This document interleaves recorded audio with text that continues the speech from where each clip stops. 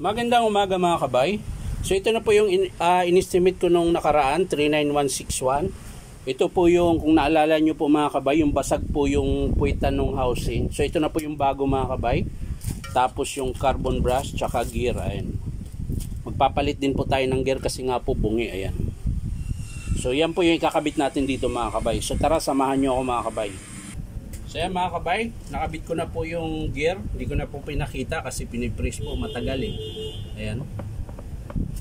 So ang next mga kabay, yung field coil. Ayan.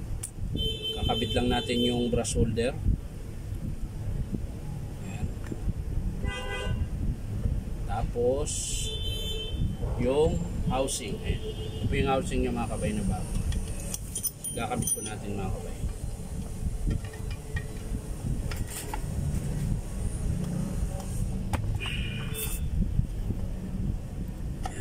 Medyo may kasikipan po ito mga kabay dahil bago po. Ayan.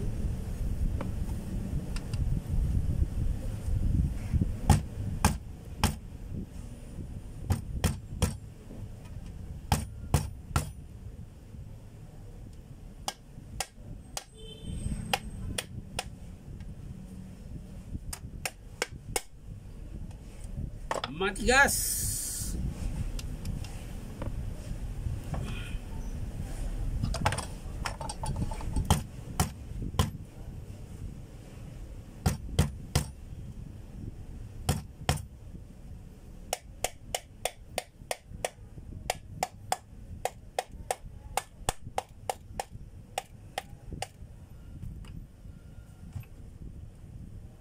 So yan mga kabay, nakabit ko na po. Lalagyan na natin yung spring. Yung spring nito mga kabay, kailangan mong dukutin kasi malayo. Yan, madali lang na maikabit. Tiyaga lang.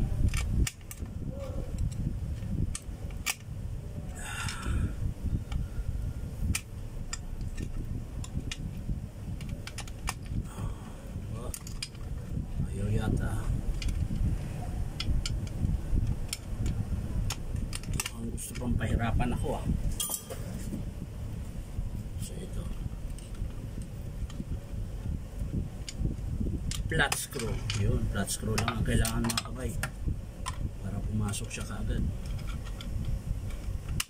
Yan, ito lang kailangan niya. So yan mga kabay, ibalik natin yung screw. Yan. So higpitan natin.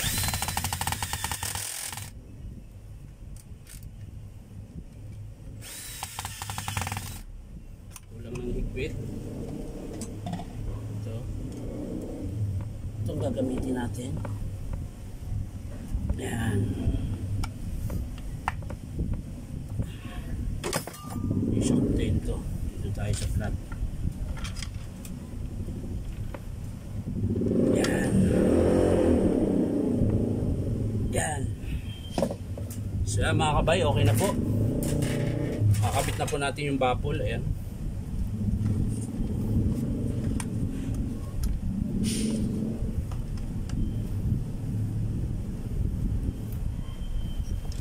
Baffle. Wala nakalas yung ano. Hindi pala nahihirapan ako. Ito. Hindi mahirap ikabit.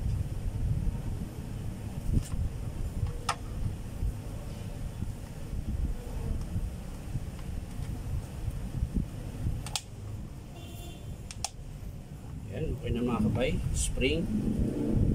Balik natin yung spring mga kabay.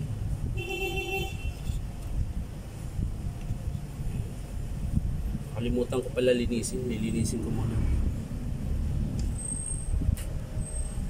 So yan na mga kabay. Okay na po. Nakabit ko na po yung field coil. Ayan. Nakabit ko na rin po yung bala. Ayan. So yung susunod natin mga kabay yung armature. Ayan.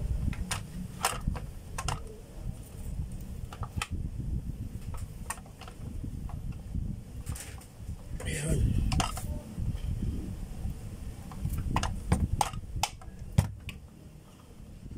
Kakabit na natin sa housing. Ayan. Huwag kalimutan yung lock spindle. Ayan. gagana yan pag yung kinabit to. Yan. Tapos dito. Yan.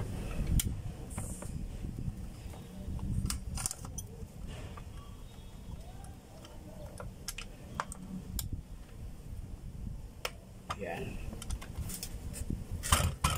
So next yung 4 na tornilyo mga kabay.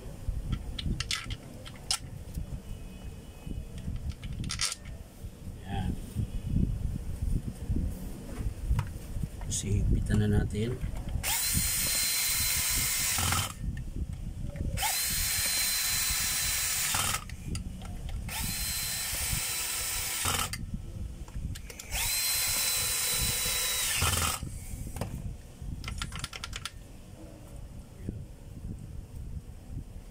Tapos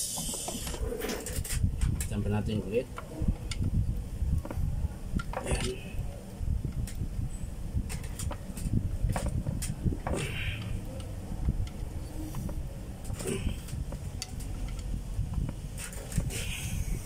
Tapos yung carbon mga kabay. Ito po yung carbon ng Makita. Ayan. So kakabit po natin yan. Ayan mga kabay, kinakabit ko na po yung isang carbon. Ayan. So okay na mga kabay. I-testing na lang natin mga kabay.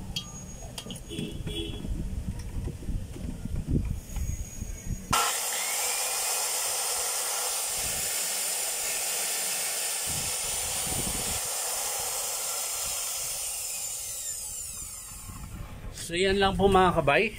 Bali ang pinalitan po natin ay yung housing, tsaka yung gear, tsaka carbon brush.